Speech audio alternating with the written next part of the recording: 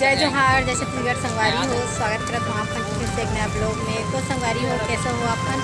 आशा करता हूँ मस्त हुई हो, स्वस्थ हुई हो। मैं भी ठीक हूँ संगवारी हो। और आज हम आए हैं खरौद, जहाँ हुआ थे सीजी फिल्म की शूटिंग। आप जाना तो संगवारी हो, डार्लिंग प्यार झुकता नहीं, जो कि फिल्म रिलीज़ हो चुकी है। तो उपरे डार्लिंग प्यार झुकता नहीं 2 फिल्म के शूटिंग चलत संगवारी हो, जेकर हीरो है हमारे अमलेश नागेश्वर है, जो कि एक जाने माने फेमस कलाकार हरे। तो चला संगवारी हो, बने रहा वीडियो में। आप मला यहाँ के व्यू नज़ारा दिखाथन वीडियो के माध्यम से। बस संगवारी हो, देख सकत हो यहाँ बहुत ही ज़्यादा भीड़ के माहौल हावे, काबर की ये शूटिंग के हीरो है फिल्म के, यानी कि हमारा अमलेश नागेश सर है। और आप मन तो जाना तो संगवारी हो, अमलेश नागेश सर के फ़ैन तो लइका से लेकर सियान तक रहते। तो चला संगवारी हो, बने रहा वीडियो में। आप मला यहाँ के व्यू नज़ारा दिखाथन।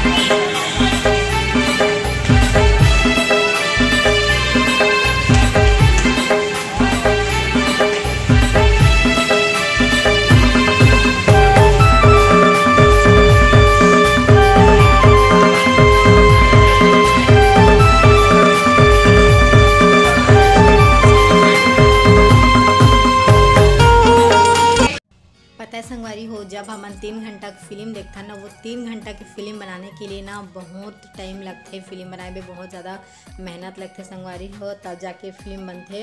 और सच कहो ना तो फिल्म देखने से ज़्यादा अच्छा ना शूटिंग देखने में मज़ा आती संगवारी हो, काबर की एक ही ठो मतलब एक्टिंग ला बार बार करते ना, तो देखे में मज़ा आते।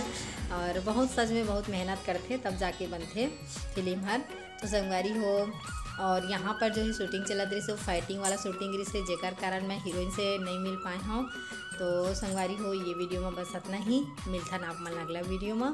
तो जय जोहार, जय छत्तीसगढ़, जय हिंद, जय भारत, राम राम।